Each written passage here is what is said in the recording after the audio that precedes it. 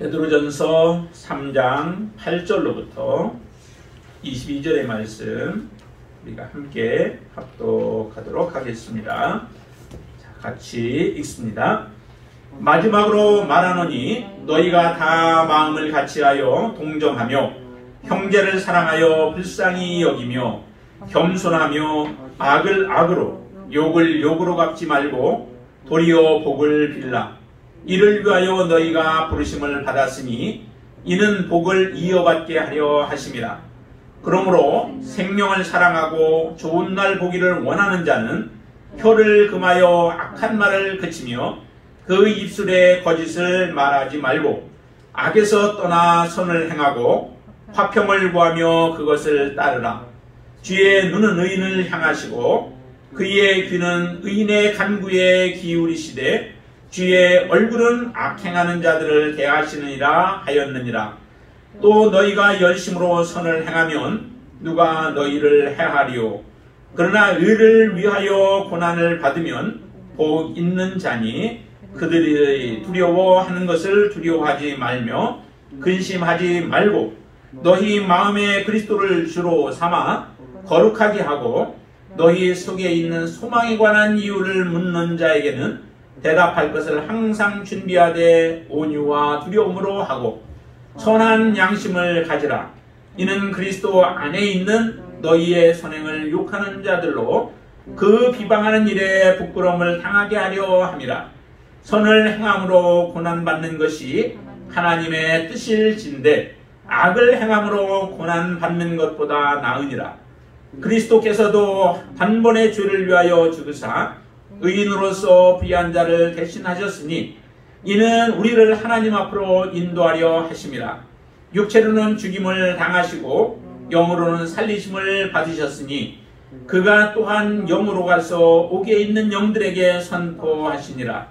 그들은 전에 노아의 날 방주를 준비할 동안 하나님이 오래 참고 기다리실 때에 복종하지 아니하던 자들이라. 방주에서 물로 말미암아 구원을 얻은 자가 몇 명뿐이니 겨우 8명이라.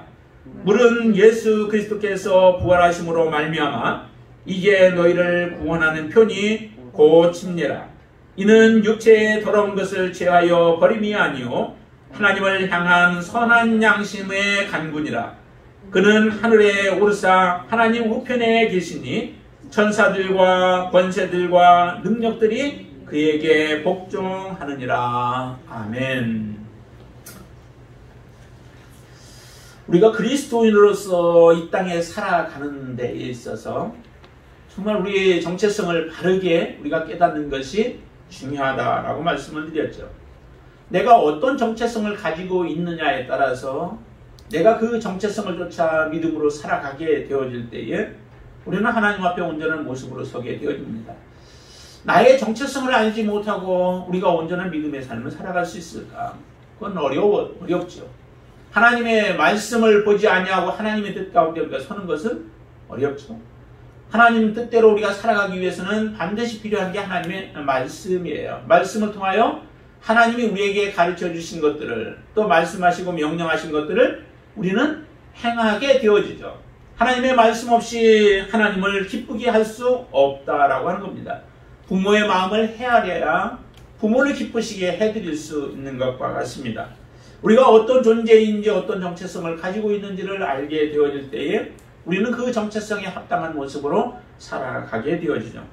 참 그리스도인의 정체성은 거룩한 것이고 귀한 것이고 고귀한 것들이지만은 사실 그 정체성을 지켜나가기에는 이 세상에서 많이 힘든 부분들이 있습니다. 세상 사람들이 잘 인정하지 않냐고 오히려 그리스도인의 정체성을 가지고 살아가는 사람들을 그들은 비웃고 조롱하기도 하기 때문에 그렇습니다. 그러나 우리가 하나님 앞에 반드시 서기 위해서는 이 그리스도인의 정체성을 우리가 온전히 알고 세상 가운데서 그 뜻을 이루어 가야 하죠. 오늘 본문에서 말씀하시는 것처럼 우리 그리스도인으로서의 정체성을 잘 말씀해 주고 있는 부분 중에 하나가 9절에 보면은 이렇게 말씀합니다. 중간에 보면은 한번 같이 읽어볼까요? 악을 악으로 욕을 욕으로 갚지 말고 도리어 복을 빌라. 이를 위하여 너희가 부르심을 받았다라고 말씀합니다. 하나님이 우리를 부르신 그 부르신 목적, 왜 하나님이 우리를 부르셨을까요? 그 부르신 목적을 여기에서는 분명하게 이렇게 말씀합니다. 너희가 이를 위하여 너희가 부르심을 받았다라고 말씀합니다. 이를 위하여가 뭘까요?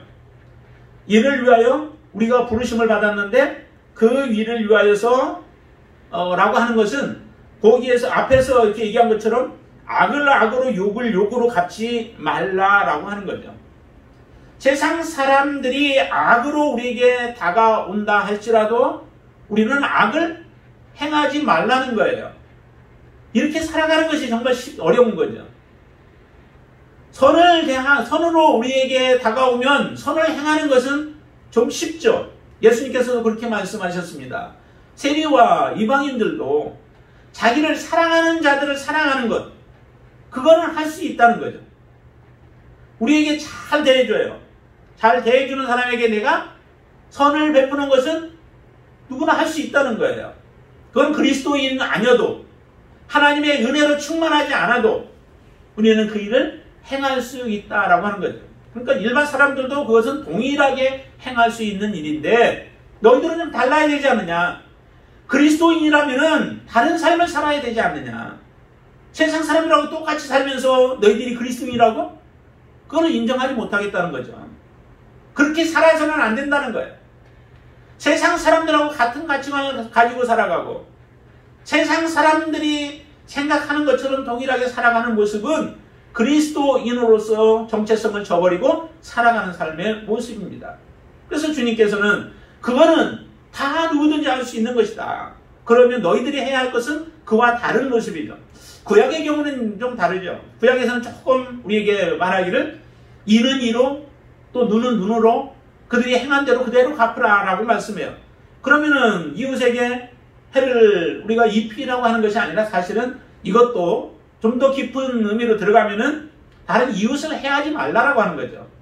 이웃을 해하게 될 때 이웃에게 해를 끼쳤을 때는 너희들도 그와 같은 동일한 해를 받게 되어지니 너희가 그런 해를 당하고 싶지 아니한다면 너희가 고통을 당하고 싶지 않다면은 이웃을 해치는 일들을 하지 말라라고 하는 거예요. 어떻게 보면 같은 의미예요. 거기다가 조금 더 예수님께서 말씀하시는 것은 이제 그 정도에서 머물지 말고 그들에게 악을 베풀 때에 너희들은 어떻게 하느냐. 한 번 더 마태복음에 좀 볼까요? 마태복음 5장에서 한번 먼저 보시고 5장에서 보시면은 자 5장 거기에 16절을 먼저 한번 보시죠. 5장 16절 같이 한번 읽습니다. 5장 16절을 찾아서 같이 읽습니다. 이같이 너희 빛이 사람 앞에 비치게 하여 그들로 너희 착한 행실을 보고 하늘에 계신 너희 아버지께 영광을 돌리게 하라 그러죠. 너희 착한 행실을 보이라는 거예요. 착한 행실은 똑같은 모습으로 행했을 때는 그게 착한 행실로 보여지지 않죠. 다른 사람이 내게 행한 것만큼 내가 행하는 것, 그거는 착한 행실에 사실은 들어가지 않아요. 그거는 누구나가 할 수 있는 것이지 구별된 모습의 삶의 모습이 아니라는 겁니다. 그리스도인으로서 우리가 구별된 삶은 그들이 행하는 것보다 한 단계 더 높아져야 되죠. 그것이 곧 악을 대했을 때 우리는 선을 베푸는 거예요.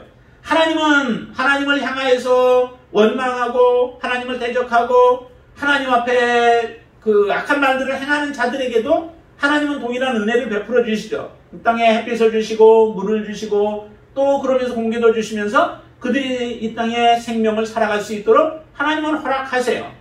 그 하나님처럼 너희들의 삶 속에서도 그런 착한 행실의 모습을 보이라라고 말씀하시는 겁니다. 그리고 더 나아가서 38절 말씀 한번 보실까요? 38절 말씀 5장 38절입니다. 자 38절 한번 같이 보시죠. 또 눈은 눈으로 이는 이로 갚으라 하였다는 것을 너희가 들었으나 나는 너희에게 이르노니 악한 자를 대적하지 말라. 누구든지 내 오른편을 뺨을 치거든 왼편도 돌려대며 또 너를 고발하여 속옷을 가지고자 하면은 겉옷까지도 주고 오리를 가자고 하면은 억지로 가자고 하면은 심리까지도 동행해 주고 구하는 자에게 주고 꾸고자 하는 자에게 거절하지 말라라고 말씀을 하시죠. 이게 주님께서 우리에게 요구하시는 바예요. 여기에는 자의적인 마음들이 다 들어있는 거죠. 억지로가 아니에요. 맨핀밤을 딱 때리는데, 등으로 딱 때리는데 얼마나 모욕감을 받겠어요. 몇 시간을 받겠어요. 그런데 그러한 가운데서도 다시 오른쪽을 대주라는 거죠. 이 약올리라는 얘기 아니죠. 정말로 순수한 마음으로 그의 마음이 정말 땡에서 풀어질 수 있다면은 자기의 뺨을 대서라도 그의 마음을 풀어주고자 하는 그런 마음이 그 속에는 들어있는 거죠. 속옷을 가지려고 하는데 겉옷까지 줘버리면은 이 사람의 모습이 어떻게 되겠어요? 얼마나 그 창피하고 부끄럽겠어요. 그러나 그것까지도 감수하라는 거죠. 여러분들 그렇게 하실 수 있죠. 속옷을 가지고자 하면 겉옷까지도. 억지로 오리를 가져가면 조금 더 여러분들 마음 베풀어서 심리까지도 가질 수 있는 마음. 구하는 자에게는 누구에게 주고 꾸고자 하는 자에게 거절하지 아니하는 그러한 마음으로 살아가는 것. 다시 말하면 이 세상에 대해서 우리가 살아가는 동안에 받는, 주님 때문에 받는, 또 주님을 사랑함으로 인하여서 받는 모든 것들에 대해서는 너희들이 사실은 다 그것을 기쁨으로 감당할 수 있는 자들이 되어라 라고 하는 것이 주께서 말씀하시는 거예요. 거기에 이어서 43절에 보면 또 이렇게 얘기하죠. 또 내 이웃을 사랑하고 내 원수를 미워하라는 것. 구약의 율법에서는 그렇게 얘기를 하지만은 나는 너희에게 이른다. 너희의 원수를 사랑하며 너희를 박해하는 자를 위하여서 기도하라라고 하는 거예요. 원수를 우리가 사랑할 수 있는 마음이 우리의 힘으로는 불가능하죠. 우리가 할 수 없지만은 하나님께서 우리에게 할 수 있도록 힘을 더해 주셔서 원수를 사랑하고 그리고 박해하는 자들을 위해서 축복할 수 있는 마음, 이 마음을 너희들이 가지라는 거죠. 이게 진정한 하나님이 원하시는 선의 모습이에요. 이런 선의 삶을 살아가는 그 일을 하나님께서 원하시고, 그러면서 48절에서는 하나님 아버지의 온전하신 것 같이 너희도 온전하라 라고 우리에게 그렇게 말씀하시는 겁니다. 정말로 이런 삶을 살아가는 것이 크리스찬의 삶이라고 한다면, 어떤 사람들은 이렇게 살아가기를 원하신다면 우리는 포기하겠다라고 그렇게 말할지도 몰라요. 그렇지만 이렇게 살아가는 결과가 정말 놀라운 그런 결과를 하나님께서는 예비하고 준비하고 계셨다는 거예요. 여기에 말씀하는 이를 위하여 너희가 부르심을 받았다라고 하는 것도 이와 같은 모습이에요. 악을 악으로 갚지 말라면, 그러면 악을 무엇으로 갚아야 돼요? 선으로. 예, 악을 선으로 갚으라는 얘기예요. 욕을 욕으로 갚지 않으려면 욕도 마찬가지 우리가 선으로 갚아야 되는 거죠.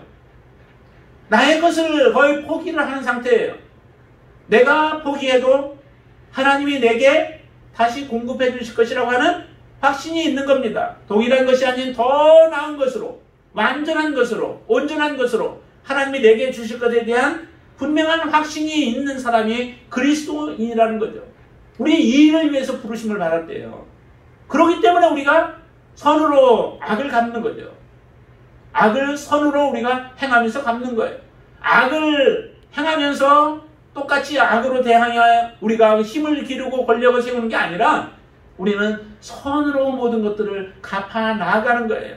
그래서 선을 행하면서 당하는 여러 가지 고난, 여러 가지 아픔, 여러 가지 환난, 이런 것들을 너희들이 당하라라고 하는 겁니다. 주님이 그렇게 하셨기 때문에 그래요. 우리 홀로 그 길을 걸어가게 하시지 않았고 주님이 친히 본을 보여주셨죠.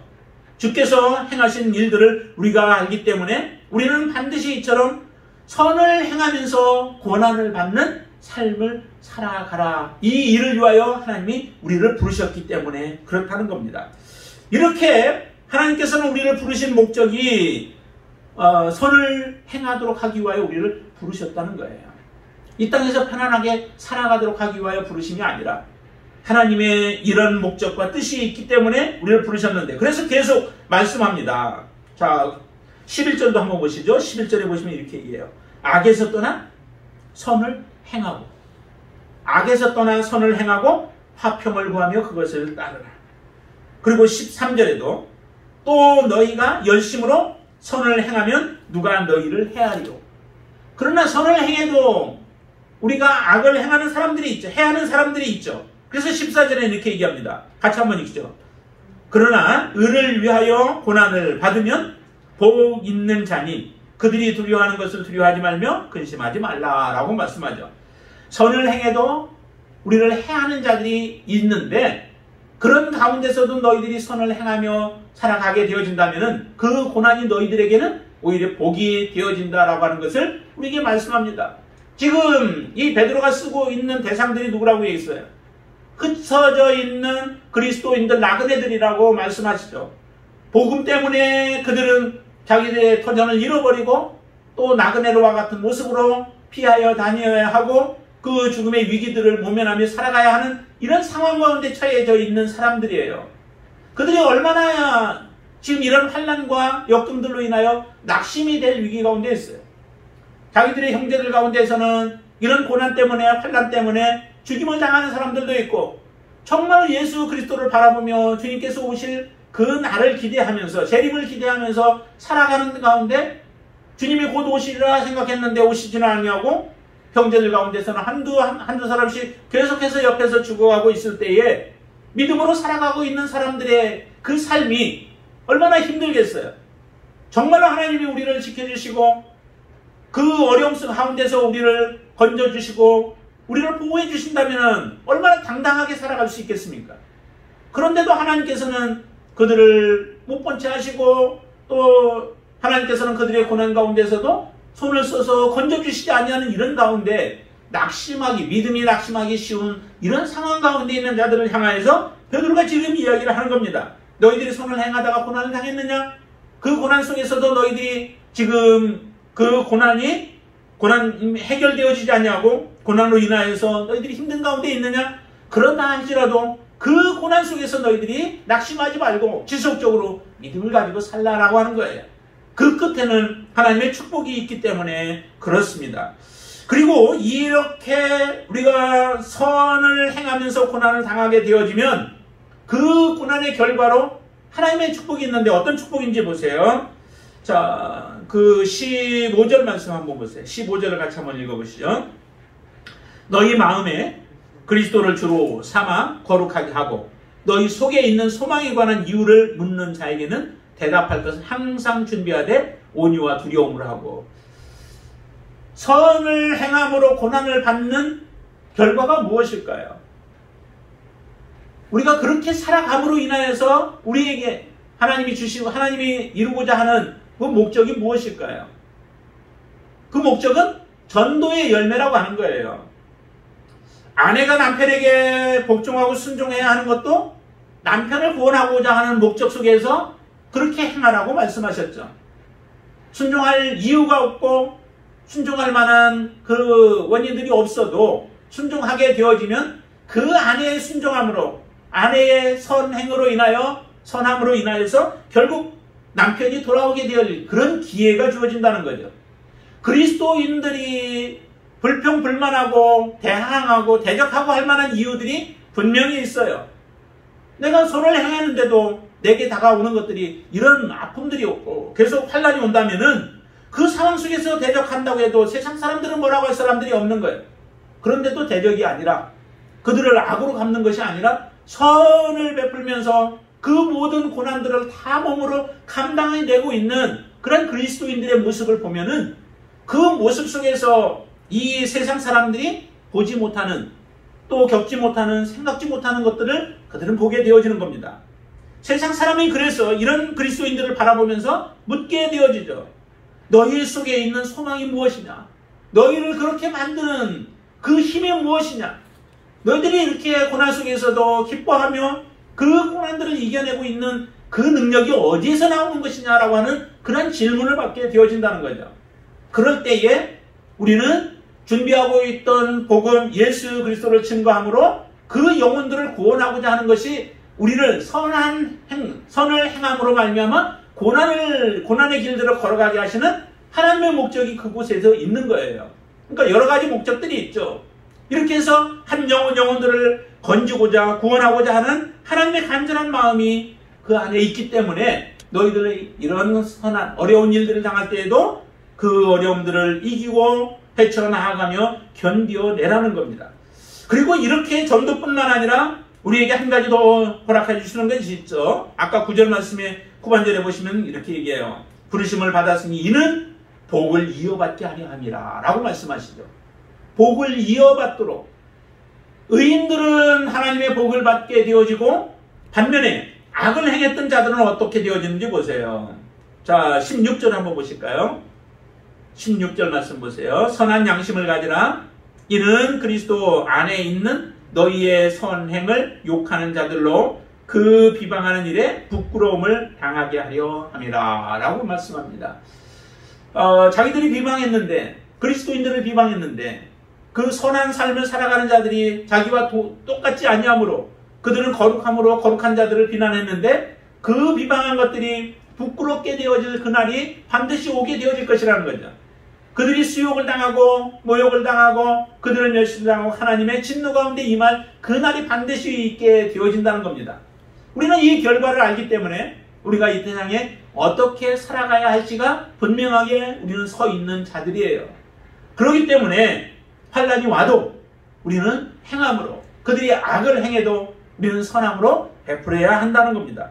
그러면 이렇게 선을 행함으로 우리가 고난을 받으라라고 했는데 그렇게 하기 위해서 해야 할 큰 두 가지가 있습니다. 하나는 악을 버려야 되는 거죠. 그래서 9절에서 말씀하시는 것처럼 악을 버리는, 악을 악으로 욕을 욕으로 갚지 않는 것. 우리 안에는 온전한 선만이 있어야 된다는 거예요. 우리 안에 악이 있어서는 이런 삶을 살아갈 수 없습니다. 선을 행함으로 고난을 이겨낼 수 없다라고 하는 거예요. 우리 안에 온전한 선함이 있을 때에 악이 와도 그것을 선으로 바꿀 수 있는 능력이 있고, 또한 선을 대할 때 반드시 그들에게 또 선을 우리가 베풀 수 있는 것이죠. 그래서 악을 악으로 갚는 것도 원치 아니하고 욕을 욕으로 갚지 않는 것도 원치 않습니다. 그것을 다른 말로 바꾸고 한다면 10절과 같은 말씀이에요. 한번 같이 보시죠. 10절 말씀. 그러므로 생명을 사랑하고 좋은 날 보기를 원하는 자는 혀를 금하여 악한 말을 그치며 그 입술로 거짓을 말하지 말고. 그러죠. 생명을 사랑하고 좋은 날 보기를 원한다. 우리는 생명을 얻기를 원하는 거죠. 이 육신의 생명뿐만 아니라 우리가 살아있을 동안에 주님 오신다면 변화된 모습으로 바뀌어질 것이고, 그렇지 않고 우리가 믿음을 가지고 살다가 죽게 되어지면 주께서 오실 때에 우리는 영원한 죽지 아니할 영원한 몸을 입게 되어지는, 영생을 얻게 되어지는 그런 축복을 우리는 바라보고 살아가는 사람들이에요. 그래서 생명을 사랑하고 좋은 날 오기를 기다리고 있는 사람들이라고 한다면 우리는 반드시 혀를 금하는 지혜가 있어야 되죠. 우리의 입술을 금해야 돼요. 우리의 입술에 천사를 두고 우리의 말을 항상 파수하게 하여서 악한 말들, 더러운 말들, 죄된 것들, 부정한 것들, 모든 것들을 버릴 수 있는 지혜가 있게 되기를 바랍니다. 그래서 악한 말을 그쳐야 돼요. 악한 말을. 그리고 그 입술로 거짓된 것들을 우리가 버리며 살아가는 삶을 결심하고 살아가게 되어질 때에 우리는 바로 이 선을 행함으로 말미암아 고난을 이겨낼 수 있는 지혜가 생겨지게 되어지고요. 그 다음에 두 번째 우리가 해야 할 것이 있다면은 그것은 이제 새롭게 우리가 해야 할 부분들입니다. 그것은 8절 말씀에서 우리에게 잘 말씀해 주고 있습니다. 8절을 같이 한번 읽습니다. 마지막으로 말하노니 너희가 다 마음을 같이하여 동정하며 형제를 사랑하며 불쌍히 여기며 겸손하며 라고 말씀하죠. 이 말씀들이 거의 다 예수 그리스도 안에 있는 사람들만이 가능한 부분들을 이야기를 해요. 자, 마음을 같이 한다라고 이렇게 얘기를 하죠. 마음을 같이 한다라고 하는 것은 사실 우리가 그냥 다 똑같은 성격이 다 같고 성질이 다 같고 한 그것을 이야기를 하는 것은 아니에요. 이 마음을 같이 한다라고 하는 것은 조화를 이루는 마음이에요. 조화를 이루어서 한 마음을 갖는 것. 그러니까 예수 그리스도 안에서 우리의 목표는 다 각자 사람마다 성격이 다르고 재주가 다르고 능력이 다르고 다 다르기는 하지만 예수 그리스도 안에서 한 목표를 가지고 살아가는 사람들이죠. 예수 그리스도 안에서 우리는 온전한 조화를 이루어 하나님의 나라를 이루어가고 하나님의 몸을 이루는 자들이에요. 그게 바로 그리스도인들이죠. 그런 마음이에요. 우리의 사사로운 마음에 끌려서 살아가는 삶이 아니고 사사로운 감정에 끌려서 말하고 행동하는 것이 아닌 예수 그리스도의 그 뜻, 온전한 뜻에 우리가 우리의 모든 그 의지들과 생각들과 감정들과 사고들이 거기에 복종되어져서 온전히 하나님이 기뻐하시는 모습으로 되어지는 것. 이것이 바로 우리 그리스도인들이 가져야 할 마음이라는 거죠. 그러니까 같은 성도라면은 예수 그리스도를 믿고 하나님의 자녀가 된 사람들이라면은 우리는 미워할 수 없는 거죠. 그 사람들을 우리는 반드시 한 마음으로 품고 살아가야 하는 겁니다. 그것도 기쁨으로 그와 같은 삶을 살아가게 되는 거죠. 그리고 두 번째 거기에서 얘기하는 것은 동정이라고 얘기하죠.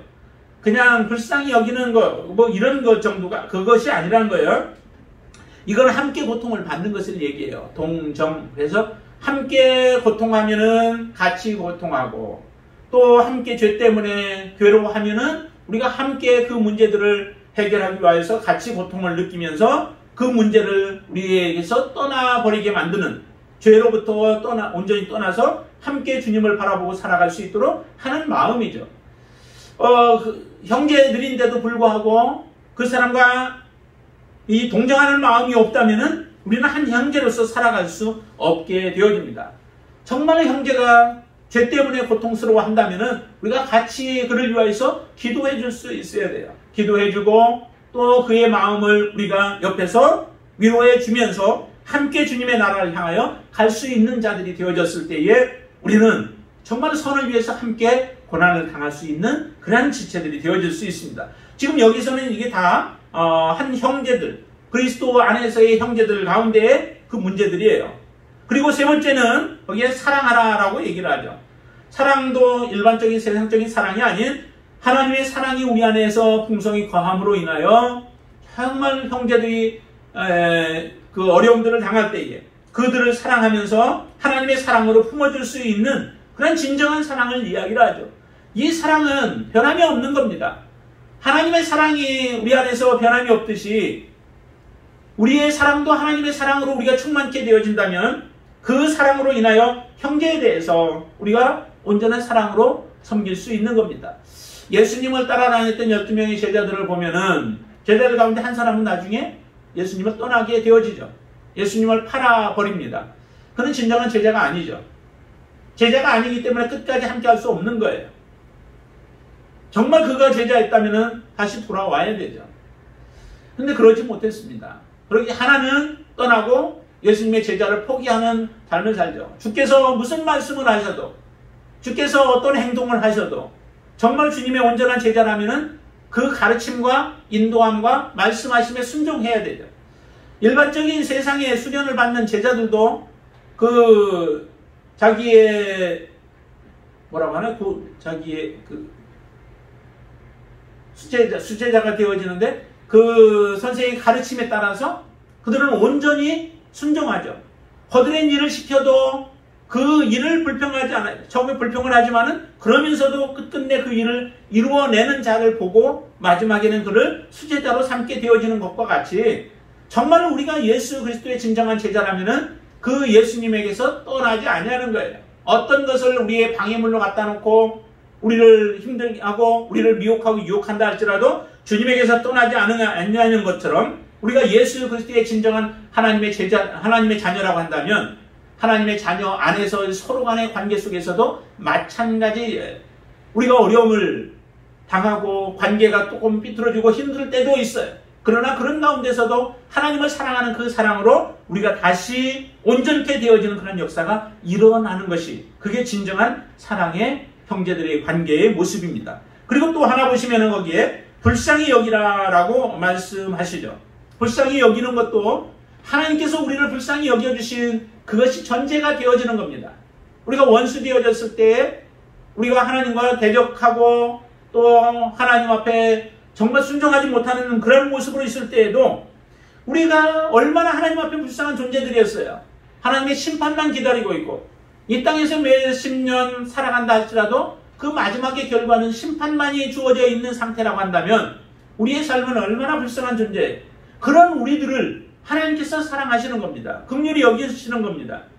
그래서 사랑하는 아들 예수 그리스도를 보내서 우리를 그 가운데서 건져주셨던 하나님의 그 긍휼하신 불쌍히 여기는 그 마음이 없이는 우리가 하나님 앞에 설 수 없습니다. 우리의 형제들을 향한 우리의 모습도 이와 같은 불쌍히 여기는 그 마음이 반드시 필요하다는 거죠. 그런 마음으로 우리가 함께 믿음의 삶을 살아간다면 그 공동체는 온전한 공동체로 하나님의 온전한 뜻을 이루는 삶이 되어질 줄로 믿습니다. 또 하나 거기에서 겸손하라라고 말씀하시죠. 여러분들 안에 진정한 겸손이 있으신가요? 그 겸손이 조금 낮아지는 것이 아니라 예수 그리스도와 같이 빌립보서에 보면은 거기에 빌립보서에서 말씀하죠. 예수 그리스도의 그 겸손을 배우라라고 말씀합니다. 그분은 하나님과 동등되지만 같은 분이시만 동등됨을 취할 것으로 여기지 않고 이 세상에 오셔서 죽기까지 복종하신 분, 그분의 그 겸손을 우리가 본받으라는 거예요. 이런 겸손만 우리에게 있다면은 교회 안에서의 우리의 삶의 문제 속에 살아가는 동안에 관계에 문제들이 생길 이유가 없죠. 온전한 관계가 다시 회복이 되어질 수 있는 겁니다. 그런 삶을 살아갈 때에 우리에게는 능력이 있고 또 이것을 견뎌내며 우리가 극복해 나갈 수 있습니다. 그래서 이 베드로는 우리로 하여금 이렇게 말씀하는 겁니다. 너희가 그리고 한 가지 더 본다면 거기 16절 아까 보았던 것처럼 선한 양심을 가지라라고 하는 거예요. 우리 안에 선한 양심을 가지라. 21절에서도 그러죠. 하나님을 향한 선한 양심의 간구다라고 얘기를 해요. 이처럼 우리 안에 선한 양심을 통하여, 이것은 세상 사람들이 갖는 조금 선한 양심이 아니에요. 그 선한 양심은 중간에 화인 맞을 수도 있죠. 디모데 전서에 보면은 거기 양심이 화인을 맞았다라고 얘기를 해요.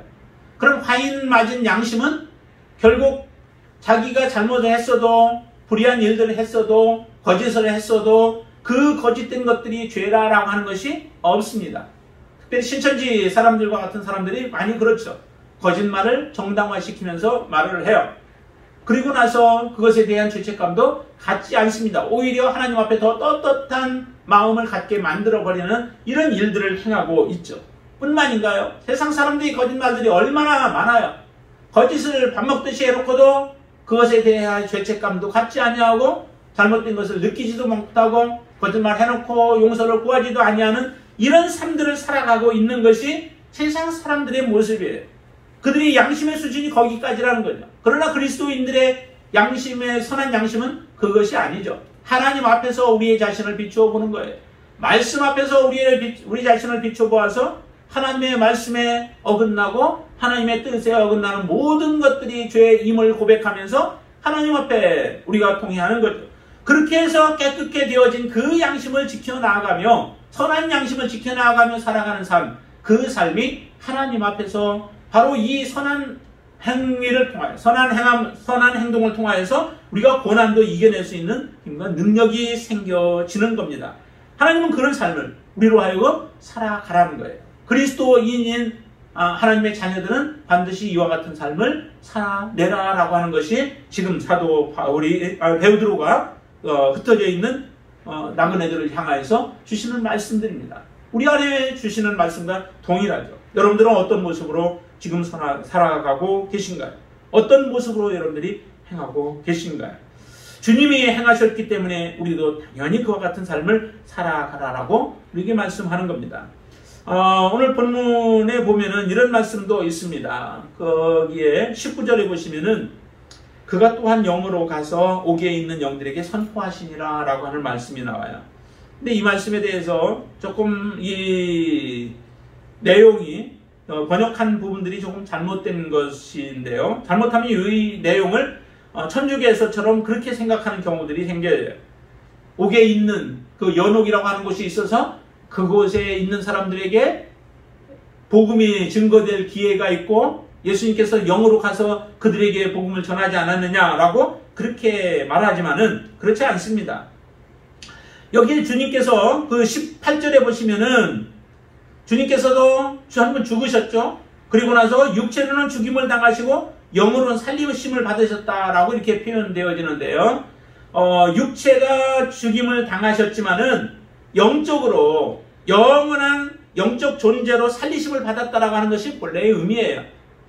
그냥 영으로 살리심을 받으신 게 아니라 성령에 의하여 살리심을 받은 부분은 있겠지만은 영원한 존재로, 영적 존재로 살리심을 받으신 예수 그리스도를 이야기하는 겁니다. 그러면 예수 그리스도 영적으로 살리심을 받으신 그 주님께서 영원한 존재로 살리심을 받은 존재로서 그 예수님께서 영으로 가서라고 하는데 그 영으로 가서라고 하는 것도 사실은 없어요. 원래 그 원문에는 그 내용이 없습니다. 그냥 그 영원한 존재로 살리심을 받은 주님께서 옥에 있는 영들에게 선포하셨다는 거죠. 선포인데 그 선포가 복음을 선포한 게 또 아니에요. 그냥 선포예요. 그들을 회개케 하기 위하여 선포한 것이 아니라 선포하셨는데 그 선포가 무엇이냐면은 주님께서 내가 고난받고 죽임을 당하고 그리고 다시 3일 만에 살아나셔서 이제 지금 권세를 가지고 계신 예수 그리스도, 그리고 앞으로 심판하실 예수 그리스도, 그분에 대한 또 그분의 능력에 대한 선포이지 다시 돌이킬 수 있는 기회를 주기 위한 복음을 전하여 너희들이 복음을 믿어라라고 하는 그러한 복음 전도가 아니다라고 하는 겁니다. 이걸 잘못 해석하면은 우리가 그렇게 해서 성경에서 이야기하지 않는 것을 주장하는 자기의 주장에 합당하게 그것을 말하는 사람들이 있을 수 있는데 그런 것이 아닙니다. 그렇기 때문에 이 말씀은 다시 말하면은 노아 시대에 많은 사람들이 있지 않았느냐. 그 많은 사람들이 있는데 다 그들이 죽임을 당했다는 거예요. 하나님의 말씀대로 살지 않고 그들은 선을 행하지 않고 의를 행하지 아니하고 하나님의 뜻대로 살지 아니함으로 인하여서 그 많은 사람들이 다 죽임을 당했다라고 하는 거예요.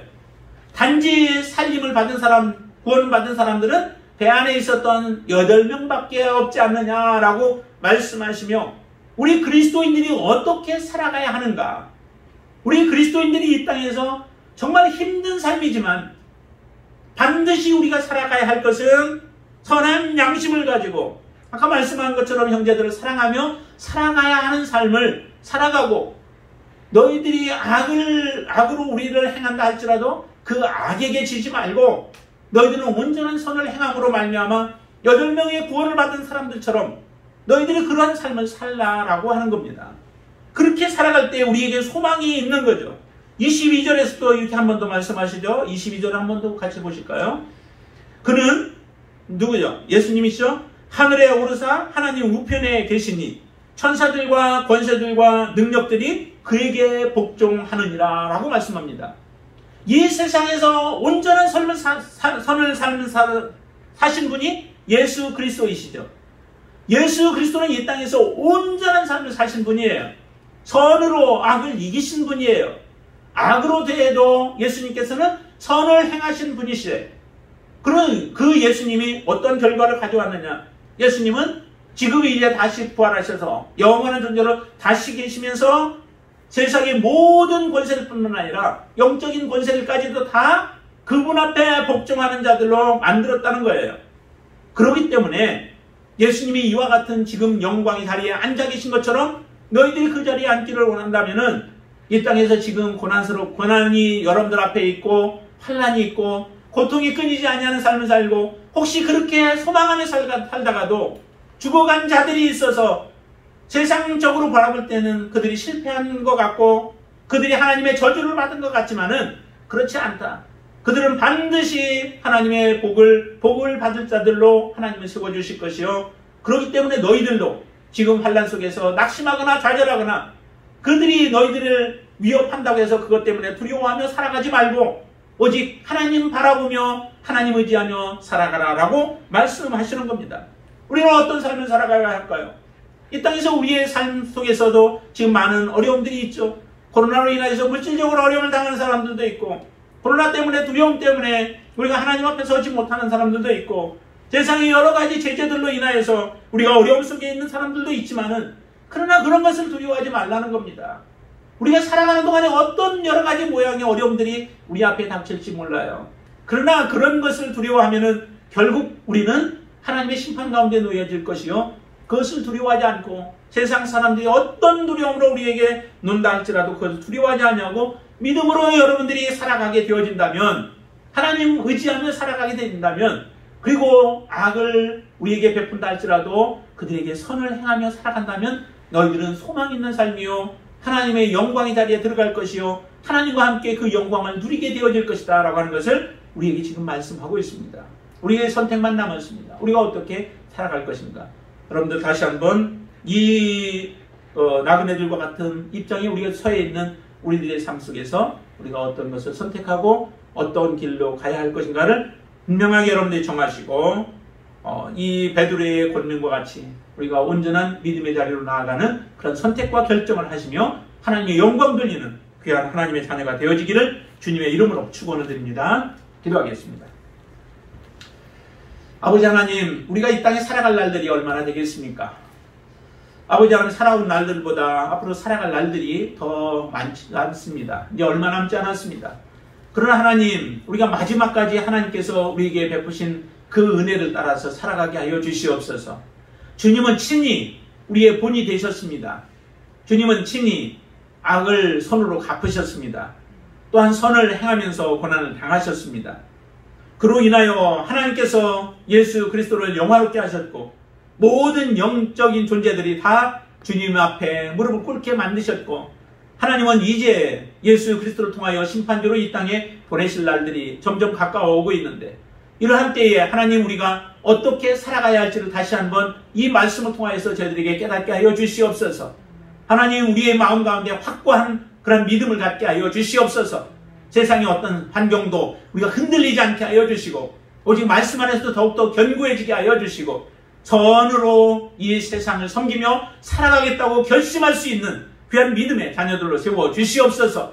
코로나로 인하여 우리의 믿음이 흔들리지 아니하고 더욱더 견고하게 서게 하여 주시어서 하나님만을 우리가 찬양하고 섬기는 아름다운 입술 되어지도록 축복하여 주시옵소서. 예수님의 이름으로 간절히 기도드리옵나이다. 아멘.